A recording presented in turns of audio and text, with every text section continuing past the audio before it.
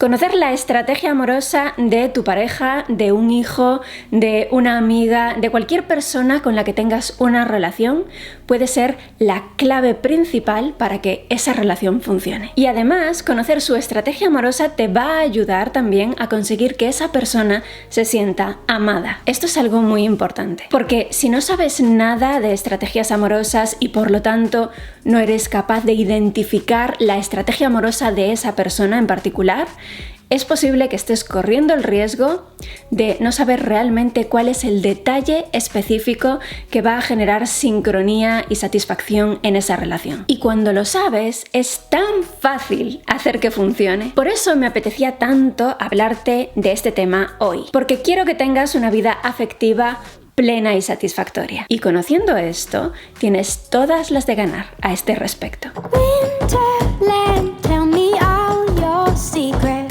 Estoy segura de que habrás experimentado esto alguna vez porque es uno de los problemas más habituales de las relaciones en general y especialmente de las relaciones de pareja. Amabas a alguien y te esforzabas por mostrarle tu amor, por hacer que esa persona se sintiera amada. Sin embargo, por alguna razón, esa persona no acababa de sentir que la amaras de verdad. Te decía cosas como estas: tú no me amas porque si me amaras, no harías eso. O no creo que me ames porque nunca haces X cosa. O ¿cómo puedes decir que me amas si nunca me lo demuestras? Antes de continuar, pásate por la sección de comentarios y cuéntame si te ha ocurrido esto alguna vez en alguna de tus relaciones. Es decir, si te sientes identificado o identificada con estos ejemplos de frases que te acabo de poner. Esa persona te decía cosas como estas y tú no entendías por qué, cuando tú le estabas demostrando todo tu amor y ya no sabías qué más hacer para demostrárselo. Tal vez llegaste a la conclusión de que era una persona caprichosa y que daba igual todo lo que tú hicieses, que nunca le era suficiente. O tal vez concluiste que te quería manipular y aprovecharse de ti con afirmaciones como esas. Y bueno, esas también son posibilidades, no vamos a negarlo. Muchas veces las personas utilizan el chantaje emocional para conseguir lo que quieren. Pero sabrás diferenciar muy bien cuando se trata de un intento de manipulación si eres alumno del Campus de Poder Personal, porque allí, en el curso experto en cerebro manipulador, vemos cada una de las estrategias de manipulación en detalle. El caso es que muchas veces no se tratará de ninguna artimaña para aprovecharse de ti. Muchas veces ocurrirá que esa persona que realmente te ama no se siente amada. Y esto puede ocurrir incluso cuando tú te desvives por demostrar tu amor. Pero en esos casos lo que ocurre es que existe un desajuste y una incomprensión de la estrategia amorosa del otro. Y lo mismo podría estar ocurriendo cuando en una relación tú no sientes que la otra persona te ame realmente. Y esa persona te asegura y te reasegura que te ama, pero tú no ves ningún indicio de ello. Quiero que analices su estrategia amorosa antes de decidir desistir con esa relación. Porque tal vez, o tal vez no, pero tal vez sí, esa sea tu persona.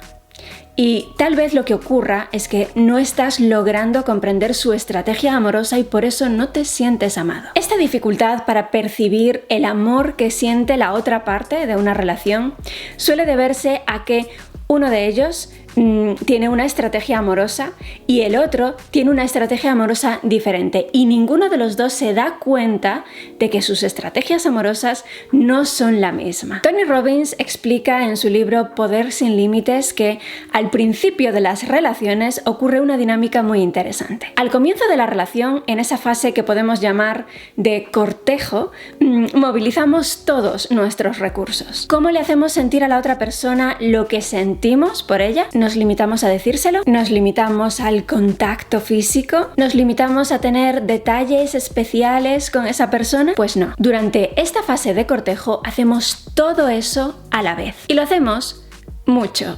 Demostramos nuestros sentimientos de todas las formas habidas y por haber. Se lo expresamos con palabras, con el tacto, tenemos detalles constantes, celebramos el primer mes juntos con regalos, con una cena, incluso intentamos pasar todo el tiempo posible juntos. Pero ¿qué ocurre cuando ya ha pasado algún tiempo y hemos superado esa fase de cortejo? Tal vez unos meses más tarde o tal vez unos años más tarde. ¿Seguimos haciendo todo esto? ¿Seguimos invirtiendo todo ese tiempo, esfuerzo y energía en demostrar nuestro amor a la otra persona? Pues algunas parejas sí lo hacen, pero son realmente la excepción. Lo habitual es que nos vayamos acomodando y relajando y demos por hecho que la otra persona sabe de sobra cuánto la queremos. ¿Y quiere esto decir que estamos menos enamorados que al principio? No, no significa esto. Probablemente el amor haya crecido incluso, pero haya disminuido la energía puesta en demostrarlo. Lo que ocurre es que nos esforzamos menos, nos sentimos seguros y cómodos en la relación y no sentimos que debamos hacer tantas florituras para asegurarla. Sabemos que queremos a la otra persona y que esa persona nos quiere y nos relajamos. Y claro que seguimos expresándole nuestro amor, pero ya no de todas esas formas a la vez y con tanta intensidad. Ya no lo expresamos en igual medida con palabras, con el tacto, haciéndole regalos, haciendo cosas por la otra persona, tratando de pasar todo el tiempo del mundo con ella. Poco a poco nos vamos quedando con una o dos formas predominantes de mostrarle nuestro amor. Probablemente de vez en cuando caiga alguna muestra de amor del resto de esas formas, pero generalmente nos quedamos con una o dos. ¿Y qué formas escogemos? Pues no es una elección consciente y suele ocurrir de forma paulatina y casi automática. Y así es como acabamos limitándonos a expresar nuestro amor de la forma en que nos resulta más fácil y más natural. ¿De qué forma? Pues la respuesta, y aquí está la complejidad, es diferente para cada persona. Generalmente, cuando nos relajamos en una relación, tendemos a demostrar nuestro amor a esa otra persona del modo en que nos gusta que nos lo exprese a nosotros. Si tú necesitas que te diga constantemente cuánto te ama, probablemente tú se lo digas todo el tiempo. Si tú necesitas que tu pareja te demuestre su amor con contacto físico, relaciones sexuales frecuentes, proximidad física, es probable que ese sea el modo en que tú trates de demostrárselo constantemente. Si tú necesitas que te muestre que te ama, pasando tiempo contigo, escogiéndote a ti para invertir su tiempo, es probable que tú siempre hagas tiempo para estar a su lado. Y aquí es donde entran en juego las estrategias amorosas de las personas. Desde la PNL o programación neurolingüística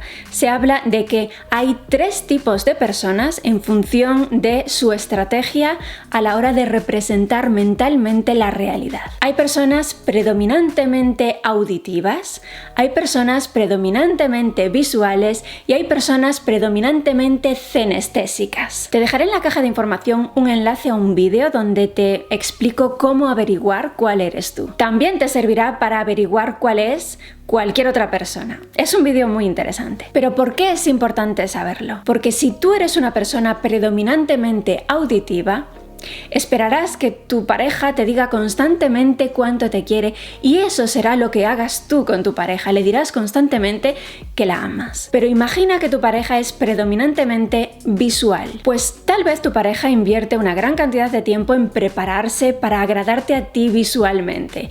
O tal vez incluso invierte tiempo y esfuerzo en decorar la casa y tenerlo todo bonito y arreglado para que tú te sientas a gusto en esa casa. E imaginas qué va a ocurrir, ¿verdad? Que tú vas a sentir que ella no te ama porque no te lo dice. Parece estar solo preocupada por cosas superficiales, por ponerse guapa, por arreglar la casa y ponerla bonita. Y tu pareja va a sentir que no la amas porque te limitas a decírselo y ya no le regalas flores ni la llevas a sitios bonitos e incluso ya no la miras como antes. ¿Te das cuenta del problema? Estamos hablando de 2 personas que se aman intensamente. Ambas se esfuerzan de forma desmedida por demostrarlo y ambas se sienten ignoradas y poco apreciadas. No tiene ningún sentido que esas 2 personas no se sientan amadas cuando realmente se aman tanto, ¿verdad? Pues esto ocurre constantemente. Y lo triste es que con el paso de los años esto acaba ocurriendo en prácticamente todas las parejas, porque es realmente improbable que ambas personas en la pareja compartan la misma estrategia amorosa. Y la gente no sabe esto, no sabe que existen estrategias diferentes de representación mental de la realidad y que esto afecta al modo en que expresamos el amor y esperamos que nos lo expresen. No saben que estamos hablando de diferentes lenguajes del amor. Y así es como se crean ambientes de tristeza, de abandono e incluso de depresión en las relaciones de pareja. Y como ves, sería tan fácil como darnos cuenta de que estamos recibiendo amor, lo estamos recibiendo de forma constante, simplemente no viene en el formato en que esperamos que venga. Imagina la combinación, por ejemplo, de una persona cinestésica y una persona auditiva. La primera expresará su amor a través del contacto físico y la segunda a través de las palabras. Imagínatelo. Una de ellas sentirá que la otra solo la tiene como pura amistad, porque lo único que quiere es hablar y hablar y hablar. Y la otra sentirá que la tiene como puro objeto sexual porque parece ser que es lo único que quiere de ella. Estos desajustes de estrategias pueden ser realmente letales para las relaciones de pareja, porque estamos viviendo en parejas donde no sentimos que estemos recibiendo amor. Aunque así sea, no lo sentimos y no sabemos qué es lo que ocurre, qué es lo que falla. Damos por hecho que simplemente la otra persona no nos ama. Bien, pues ahora que ya entiendes por qué ocurre exactamente esto, te voy a dejar con el ejercicio de identificar tu propia estrategia amorosa y la de tu pareja. Tienes un vídeo para hacer este ejercicio por aquí. Y te dejo también el acceso al campus de poder personal para que aprendas, entre muchas otras cosas, a reconocer a una persona manipuladora para que sepas diferenciar ambas situaciones.